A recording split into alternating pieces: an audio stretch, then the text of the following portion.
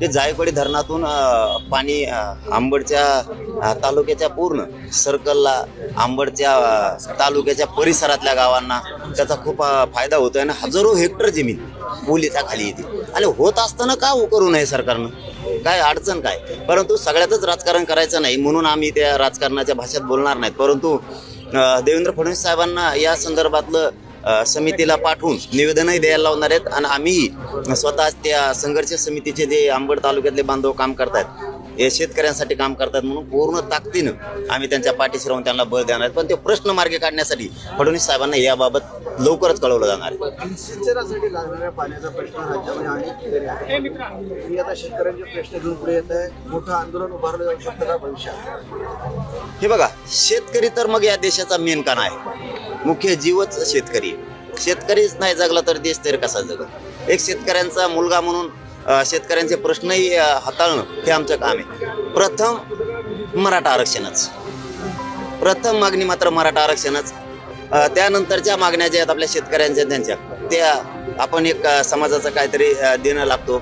आपण ज्या शेतकरी कुळात जन्म घेतलाय आपण त्यांसाठी लढलं पाहिजे म्हणून आम्ही लढतोय आणि लढणार सुद्धा आहेत. आता हेच काम हे जे संघर्ष समिती अंबडची, या संघर्ष समितीच्या माध्यमातून त्यांनाही फडणवीस साहेबांकडे पाठवलं जाणार आहे.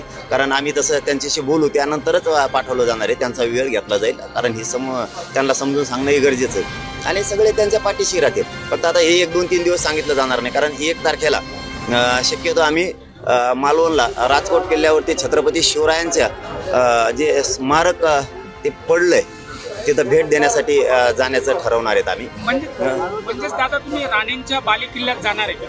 नाही, बालेकिल्ल्याचं त्याच्यात नाही. समर्थ आमचं दैवत, आमचं छत्रपती शिवराय दैवत, आमच्या समाजाच्या सह देशातल्या सगळ्या समाज बांधवांच्या 18 पगड जातींच्या भावना दुखावलेल्या आहेत. जे देशाचे दैवत छत्रपती शिवराय ते स्मारक कोसळलं आणि हा आमच्यासाठी खूप धक्कादायक विषय आहे. त्याच्यामुळं आम्ही आमच्या राज्याचं तिथं ते गडकोट आहे, राजकोट किल्ल्याला भेट दिली पाहिजे, आपण बघितलं पाहिजे.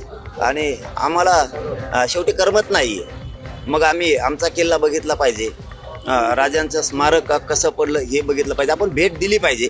एवढं म्हणत आलं, राजांपेक्षा या जगात कोणी मोठं नाही म्हणून आपण भेट दिली पाहिजे. आणि सगळ्या पक्षांच्या नेत्यांना माझी विनंती, याच्या छत्रपती शिवरायांच्या स्मारकामध्ये कुणीही राजकारण करू नये. राजकारण म्हणून बोलायला खूप जागा आहे, ही राजकारण करायला जागा नाही. कारण शेवटी सगळ्यांच्याच भावना दुखावल्यात हे लक्षात घेणं सगळ्यांना गरजेचं आहे.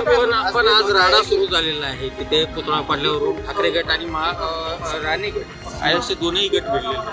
नाही, मी आताच सांगितलं, मला ते माहीत बी नव्हतं, तुम्ही सांगितलं. याच्यात नाही राजकारण आणायचं. कारण छत्रपती शिवरायांचं स्मारक हे आपलं दैवत आहे आणि ते पडलंय, याच्यात कोणी आरोप सुद्धा करू नये असं माझं म्हणणं. कोण करणार आहे ना त्याला सोडायचं नाही, त्याला कायमची जेल झाली पाहिजे. इथून पुढं कुठल्याच महापुरुषांचं असं झालं तर बांधकाम करणारे नीट बांधकामं करतील कुठल्याही महापुरुषांबद्दल. म्हणून याच्यात राजकारण नाही केलं पाहिजे. राजकारण करायला अनेक जागा आहेत. छत्रपती शिवरायांच्या बाजूनं सत्ताधारी विरोधक हे कोणी नेते असो एका बाजूने असले पाहिजेत. उद्घाटन करण्यात यावं यासाठी काही स्थानिक नेत्यांनी या ठिकाणी पुतळा बनवण्याची गडबड केली असं पण आरोप होतो. नाही, झालं असेल ना. त्याबद्दल मी काय म्हणलं की त्यात आपण राजकारण नाही करणार. झालंय असं. बांधकाम करणारा कोण? एखादा नेत्याने बी त्या टायमाला गडबडीत केलं असेल. ते कॉन्ट्रॅक्टर कोण आहे, त्याची दर्जा होता का नव्हता त्या कामाचा हे बघणं गरजेचं आहे. आता राजकारण करायचं म्हणून करायचं नाही, उगाच कोणी दोष दिला म्हणून आपण पण नाही द्यायचा. आता उद्घाटकाचा काय दोष? समजा मोदी साहेब आले त्यांनी उद्घाटन केलं, ते करून गेले. करणारच जर नीट नसल तर त्या उद्घाटकाचा काय दोष? म्हणजे राजकारण करायचं म्हणून नाही करणार, मी तरी नाही करणार. हा, आम्हाला दोषी सापडले ना तर त्यांना बी नाही सोडणार मग आम्ही. परंतु छत्रपती शिवरायांच्या स्मारकामध्ये राजकारण नको आहे. कोणी पण असो, ही भावना आहे, हे सगळ्यांचं बळ देणारं, प्रेरणा देणारं बलस्थान येते या पूर्ण देशाचं आणि ते दैवत आहे. तिथं राजकारण नको आहे असं म्हणणं आहे. म्हणून 1 तारखेला शक्यतो आम्ही ठरलं आणखीन नाही, परंतु 1 तारखेला आम्ही राजकोट किल्ल्यावरती तिथं स्मारक पडलंय तिथं भेट देण्याचं ठरवायची आमची तयारी आहे. पण बघूयात आता इथून गेल्याच्या नंतर काय होतं. नाही नाही, ते नंतर बघू. ते राजकारणाचा विषय नाही. तर छत्रपती शिवरायांचं स्मारक पडले, कोण कोणाकडे येणार कोण कोणाकडे जाणार याच्यात आम्हाला रस नाही.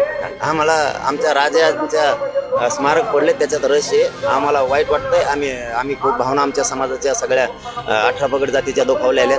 आम्हाला तिथं भेट देणं आवश्यक आहे. हे तसलं इतकं चिल्लर राजकारण मी नाही करत की ते आला आणि हे आला आणि ते कॉमन नाही आला, तसलं चिल्लर नाही. आमचा दम हे राहो, आम्ही असे चिल्लर चाळे नाही करत.